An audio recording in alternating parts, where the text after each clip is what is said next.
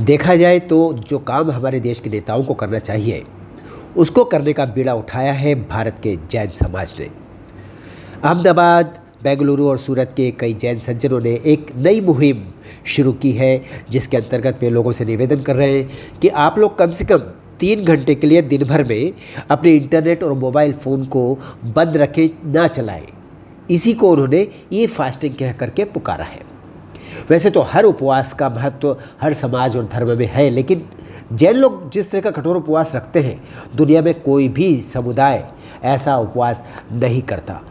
जैन उपवास न केवल अपने शरीर के विकारों को नष्ट करने के लिए करते हैं, बल्कि वे मन और आत्मा के शुद्धिकरण के लिए भी उपवास करते हैं। जैन संगठनों ने ये जो नया ई उपवास का अभियान चलाया है, ये देश भर के और देश से बाहर के भी करोड़ों लोगों के लिए उनके शरीर में और उनके हृदय में एक बड़े विश्राम और शांति को जन्म देगा। इस अभियान में शामिल लोगों से कहा गया है कि ई उपवास के हर 1 घंटे के लिए 1 रुपया उनको दिया जाएगा। यानी जो भी व्यक्ति 1 घंटे तक ई उपवास करेगा, उसके नाम से 1 रुपया प्रति घंटे के हिसाब से वो संस्था दान कर देगी। ये इस तरह की कमाल की योजना है कि इससे आपके दोनों तीनों तरह के हित सध जाएंगे।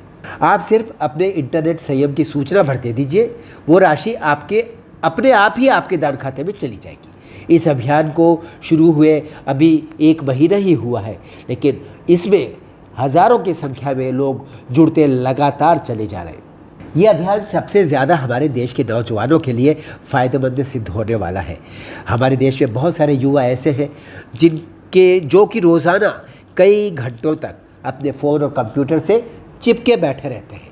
उन्हें इस बात की कोई परवाह नहीं होती कि वे इस समय कार चला रहे हैं, भोजन कर रहे हैं या कोई दूसरा ज़रूरी काम कर रहे हैं, और उस काम में बड़ा नुकसान भी हो सकता है। ड्राइविंग करते समय फ़ोन या कंप्यूटर का इस्तेमाल करने से भयंकर दुर्घटना भी हो सकती है। नौजवान ही नहीं, और भी कई उम्र के लोग, बड़े बूढ़े बुज़ुर्ग भी और बच्चे भी मोबाइल फ़ोन पर बात किए ही आजकल अक्सर नज़र आते हैं। या तो फिल्में देखने चले जाते हैं मोबाइल फ़ोन पर, या फिर वो देखते हैं अलग अलग तरह के डांस और एंटरटेनमेंट के प्रोग्राम। भोजन करते समय भी उनका फ़ोन और इंटरनेट अक्सर चलता हुआ पाया जाता है। खाना चबाने के बजाय उसको वो निगलते रहते हैं। उनको ये भी पता नहीं चलता कि उन्होंने खाया क्या है और क्या नहीं खाया है, और जो खाया है उसका स्वाद कैसा था, और बिना चबाए जैसा उन्होंने खा लिया, उससे उनको फ़ायदा क्या होने वाला है। इसके अलावा इंटरनेट के निरंकुश दुरुपयोग पर सर्वोच्च न्यायालय ने भी गुस्सा दिखाया। आपत्तिजनक कथनों और अश्लील चित्रों पर भी कोई नियंत्रण नहीं है। कमोवेश ये हाल सभी टीवी चैनलों ने पैदा किया है।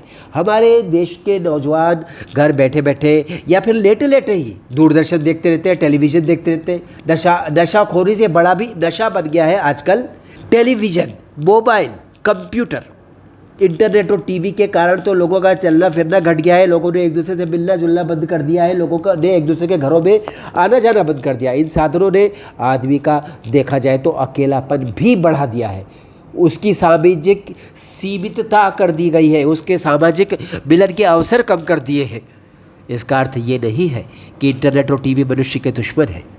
वास्तव में ये जो संचार साधन है, इन्होंने मानव जीवन को एक नए युग में प्रवेश करवा दिया है, लेकिन इससे हमारे स्वाभाविक जीवन की हत्या नहीं होनी चाहिए। नए संचार साधनों की उपयोगिता असीम है, लेकिन इनका नशा शराबखोरी से भी ज़्यादा बुरा हो सकता है, नुकसानदेह हो सकता है। इसलिए आज ज़रूरत यह है कि मनुष्य इनका मालिक बनकर इनका इस्तेमाल करे, न कि इनका गुलाम बन जाए।